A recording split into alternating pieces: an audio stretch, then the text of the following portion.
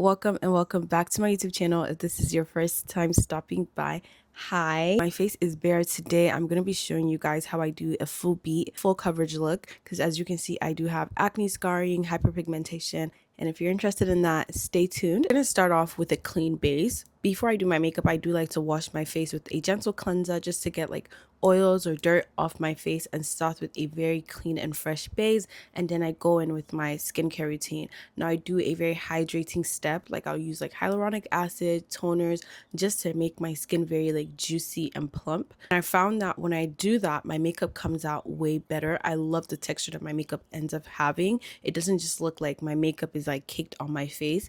It gives a seamless beat, and that is what we're going for today. And as you can see, I've already done my skincare. I've washed my face, moisturized, hydrated, done all those things, and I'm about to go in with my primer. When it comes to primers, I have an all-time favorite primer, and it's the e.l.f. Hydro Grip Primer.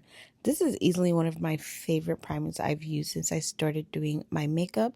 I love how it keeps my face hydrated. It doesn't strip my face of moisture or give that weird white cast that a lot of mattifying primers will give, and I love how my makeup can still look very nice and dewy. I take my time making sure the product is saturated evenly around my face, my nose, my forehead, my cheeks, my chin, a little bit below my jawline, and once everything is nice and even, I will go in with the hand fan. This is not necessary, but I use this hand fan to make my process swift. Fan favorite, we have the Danessa Myricks Blurring Balm in the shade Universal.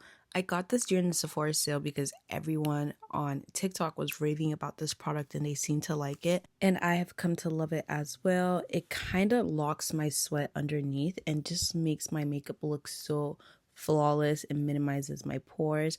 After I do that, I do go in with the fan, and now for foundation for my base. But the shade I have is a little bit too dark, so I go in with the Milk Skin Tint just to brighten that up a little bit and get a flawless finish. Another trick I learned off TikTok is spraying your foundation brush or your powder puff or whatever it is you're using to blend your foundation in with a setting spray. And I use my trusty dusty setting spray from L'Oreal. I love this really dense foundation brush from e.l.f. It helps me just really pack that foundation into the skin without leaving like weird streaks or just uneven patches on my face. It has a dual end, so the other side I use for like powder.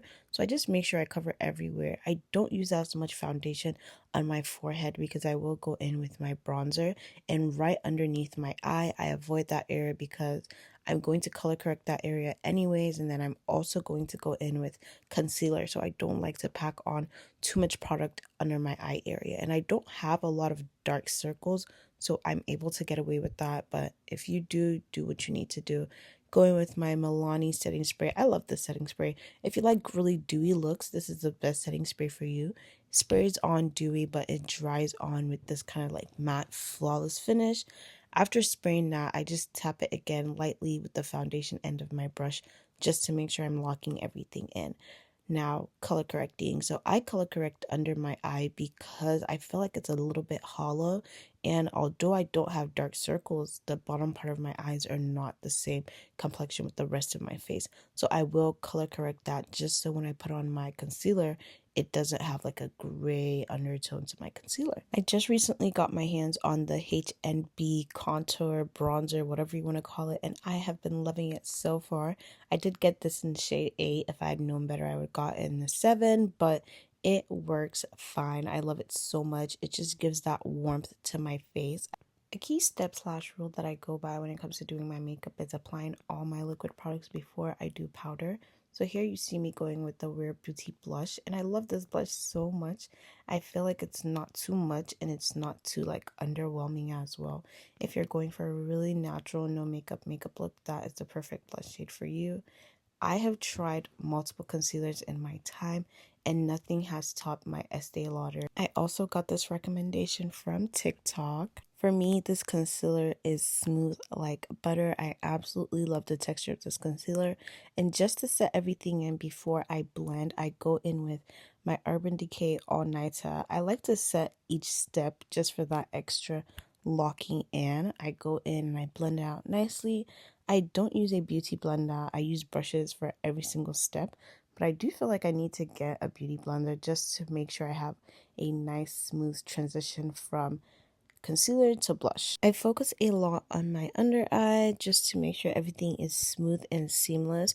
I don't like for people to be able to see where I start or where I end, so I always go in with my foundation brush, the dense part, just to marry those lines of demarcation so you can't really tell where the concealer starts, or you can't really tell where the foundation ends or the bronzer ends. I just merge everything in nicely, and I won't go directly under my eye, but I will work it up from the bottom. When it comes to this process, I don't rush. I like to take my time. It might look like I'm going really fast. I'm not really going really fast. I'm just tapping everything in. Bronzer on my nose. I love everything to look really nice. If you're a blush girly and you notice that you covered your blush you applied before with concealer, there's nothing wrong with going in with more blush. And this is another reason why I like this blush in particular. It's very buildable and it really is not that far from my skin tone, so it almost looks like the perfect natural blush for my skin complexion. Another key thing to note is the blending. Blend till you can blend no more. I don't need you to blend all the product out of your face, but just make sure everything is seamless.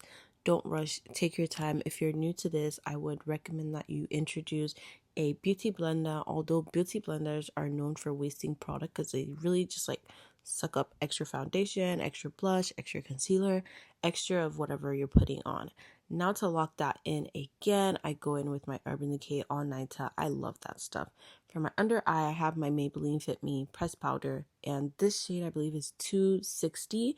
So I use 260 for my under eye. It's a little bit bright, but it's not too bright. I don't like an extremely bright under eye. I like to keep my makeup natural within my skin tone when it comes to bronzers, concealers, powder, eyeshadow, anything I'm doing. I don't like to do too much because I feel like I'm a beginner myself. This gives you the flawless under eye coverage. Like, do you see that face? It is flawless. This powder is amazing. It's one of my favorite ones. I use Maybelline for my under eye, and the rest of my face, like my skin tone powder, is Maybelline as well. After packing that on with a powder puff, you can get that from Amazon or beauty supply store. They're very cheap. I will go in with the rest of my face and I will use a skin tone powder. Also one from Maybelline, just a darker shade, and I would take the other side of my e.l.f. brush and just pack that on. I first do a stapling method, then I go in with like a dusting off kind of method. I do the stapling method just to really pack that into my skin, as you can see. And as you can see, I don't use products that are really dark or really light. I try to play around with what I already have. Then I go in with my forehead, but not to worry, I will also go in with bronzer. Now, if you're not a crazy bronzer fan, you really don't need to go in with powder bronzer after this, because you can actually see that HNB Cosmetics bronzer peeking through even though we're using just skin tone powder. Now for my favorite powder bronzers of all time. This is the only powder bronzer that I've tried and I actually love, and this is the Juvia's Place powder bronzer. Now it has two shades and I like the top one, but the bottom one is a little bit red sometimes. Sometimes I will use it at the bottom of my chin just to give a more sculptured look to my face, and just how it's just stunning. I love this bronzer. I love bronzer. Anything bronzy. I'm a bronzer girl through and through. I love when my face just looks so bronze and golden. And this bronzer does it for me.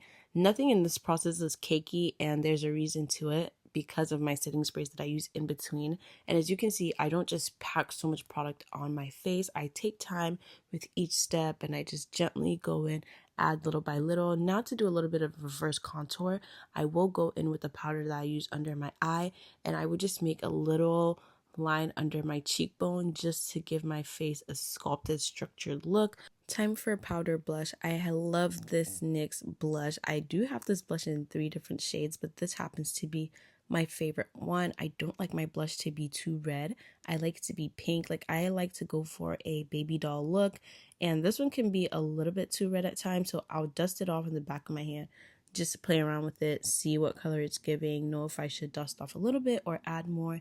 It is really buildable, so don't just like pack it all and put it on your face. It's very pigmented. And again, I take my time with this. If you feel like you apply too much blush, do not be scared. You can always go in with your pressed powder and just dust it out, and then go in again and again. And that's what you see me do here. I kind of reiterate that under eye brightness because I feel like my blush kind of moved a little bit too high. You can also take a powder puff, tap a little bit, rub it off in the back of your hand, and just keep tapping that into your face. Now for this MAC blush, which I feel like just really gives me a shimmer effect, so I use it for like highlighter. I don't really use it as blush, but I think it's cute anyways. Like, I love a baby doll princessy look. Now that we are done with all our powder stuff, I'm going again with my Urban Decay All Nighter. I do not play when it comes to hair, and I go in with a generous amount. Now that we're done, I'm going to take my beauty blender and I'm just going to tap, because you can see how it looks a little bit shiny and I don't have time to wait for that to dry. I love a good lash day, but for now I'm staying off extensions, so I usually use mascara, and plus it's easy to take off.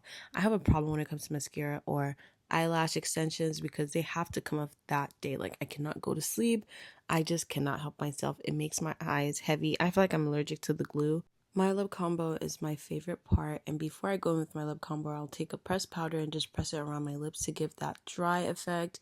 Take off excess oils, use my Juvia's Place pencil. I have 2 shades with this pencil, so I try to create an ombre look. I take my time with this because I don't think I'm the best when it comes to outlining my lips. My trusty dusty MAC lipstick. This lipstick is almost done, so I might have to get a new one. I might get a different shade, or I might get this exact same one, because I feel like this shade is not as vibrant as it used to be, and probably because it has a bunch of lip liner on it already. I go in again to reiterate my lip liner because, you know, my lipstick might have rubbed that off. Don't be scared. And I do overline my top lips, so my bottom lips are bigger than my top lips, so I will go in, overline that.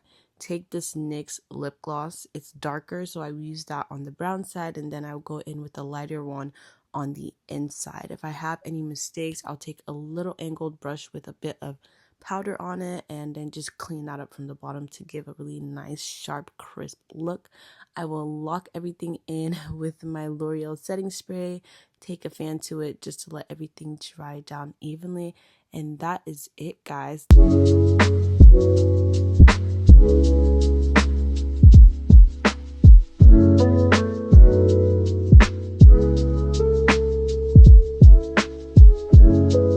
Alright, you guys, I'm done, and this is the final look. I love it so much.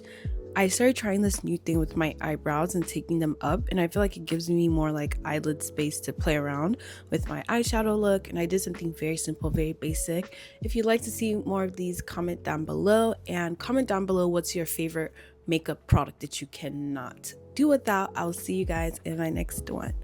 Bye.